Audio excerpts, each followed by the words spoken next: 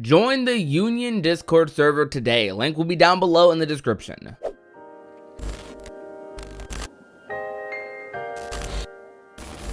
The early September Kingdom Hearts Union Cross update was a lively one. This has been our first story update since May, which feels like it was a pretty long time ago. In the meantime, we got 2 Dark Road story updates and an entire new Kingdom Hearts game announced that is going to be released in November, so there's been a lot of Kingdom Hearts to happen since then. This update was to celebrate the 5th anniversary of Kingdom Hearts Union Cross in Japan, which it's crazy, it's been 5 years since this mobile game released. Well, for the US it wouldn't have been until April, but still you get the point. It's been like close to 5 years worldwide since this game has been released, and that is absolutely insane because I can remember making news videos on this when I was in high school, talking about the game and anticipating it. Though this story update was advertised as the update that would put the Strelitzia theories to rest. We would finally find out the truth about Strelitzia's demise,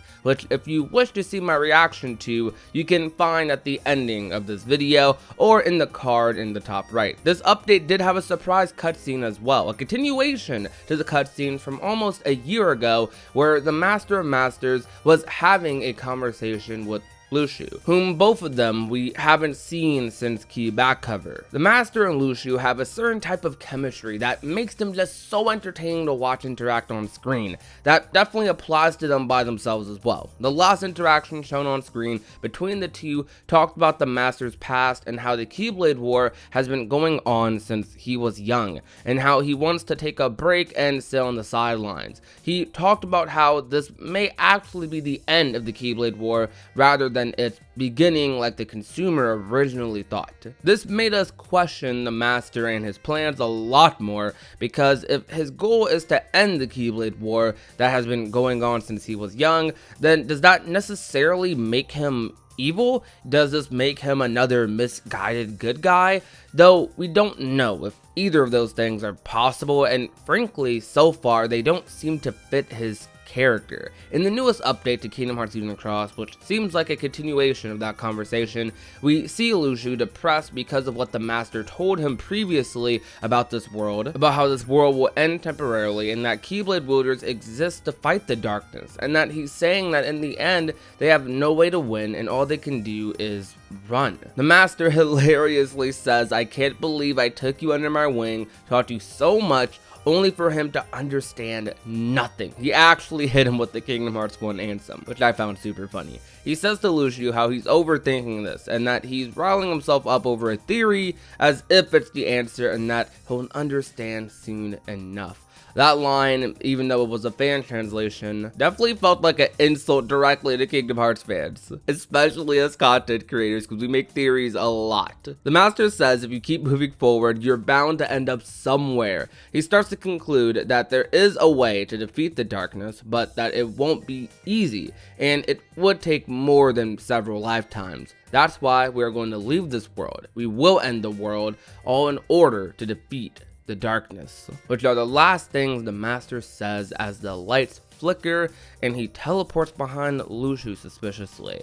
I feel like there's a ton of hidden stuff in the scene that I won't understand fully until we get some additional context in later cutscenes. However, this is the first time ever, really, that the Master sort of divulges some of his plans to us, even a little hint. It's surprising that the Master's goal is actually to defeat the darkness without any other obvious strings attached so far, though I'm sure there will be strings attached because there has to be a reason he's going to be set up as one of the antagonists moving forward, or is there? This would mean that the Master ultimately is biding his time to strike the darkness at an opportune moment, which seems to be now if the epilogue is any indication. So I wonder what's in the box now more than really ever, because this obviously has something to do with it. Though even more importantly than that, there has to be a reason that Lucio specifically is the one who is carrying the box. Otherwise, the Master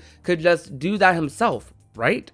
Clearly, based off of Remind, he is still around doing something. He disappeared, and chronologically, the next scene we see him in is the one with young Xehanort. So what exactly did the Master disappear for, I wonder? I honestly can't even fathom why. The only reason, or only thing I can vaguely say is that he's sowing seeds for his plan. Xehanort might just be one of the many stops he made while making sure preparations were made for that moment after the big fight in Kingdom Hearts 3.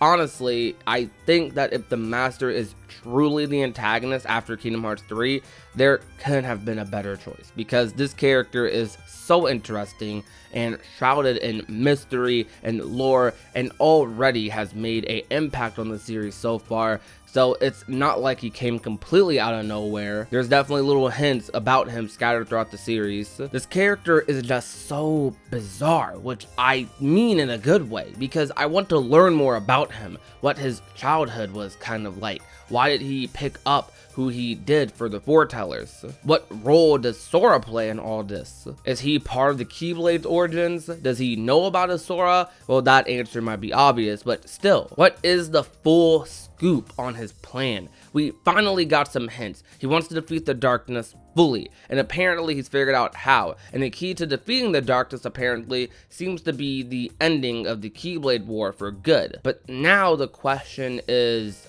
how? Man, I really hope we get another update soon to Eden Cross, because the story is just too addicting at this point. I need more. Nomura, please.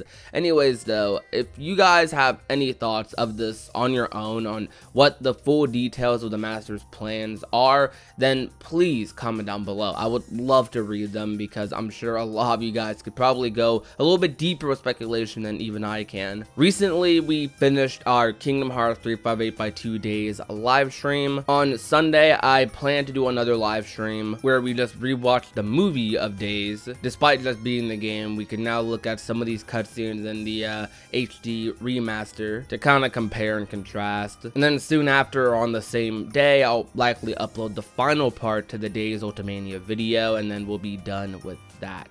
I also have plenty of Union Cross videos coming up. Right after we did that reaction, I sat down and I wrote out a ton of video ideas that I wanted to make talking about the update, because there's just so many things I want to cover, so many things I want to like make their own videos about. That update like just had so much substance to it. Honestly, that's been the case for a lot of recent Union Cross updates. Well, not recent ones, but the ones that have released this year that have been about Daybreak Town. They've revealed a lot of information, and that's due to us being where we are in the story.